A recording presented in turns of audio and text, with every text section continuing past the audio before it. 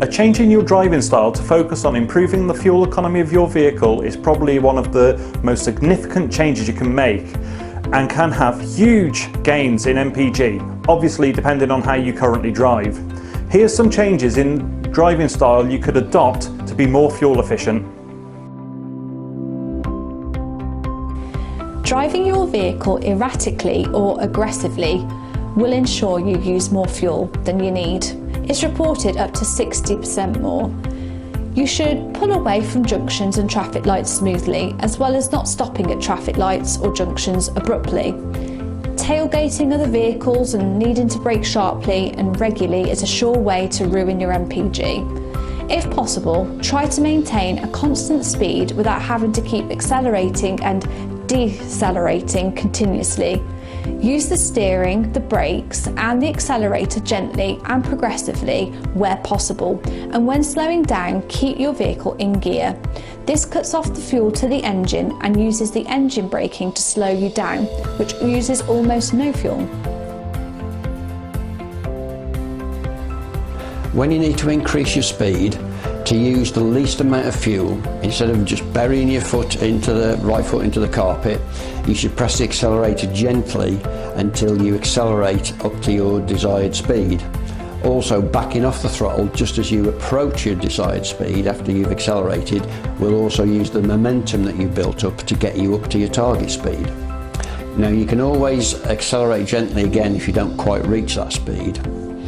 In other situations, you may be in a higher gear than you should be to accelerate as quickly as you want to, and rather than just pushing the accelerator down a long way to avoid changing into that lower gear, for instance from fourth to third, you should actually change down because that will actually use less fuel.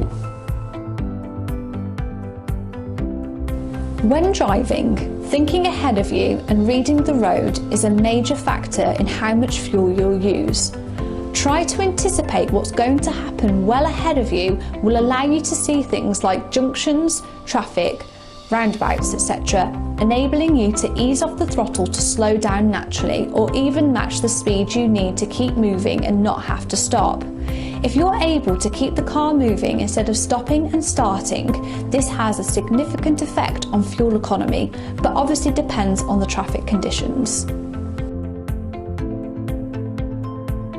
As engines rev more, they produce more power and torque, and to produce that uses extra fuel and reduces your fuel economy. And it's not often that you need your full power or torque in your everyday driving.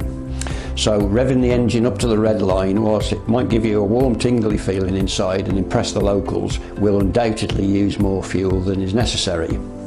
Now, we know it's disappointing for us petrol heads who love the sound of our engine, but it's doing nothing to help improve your MPG, and it's just wasting fuel.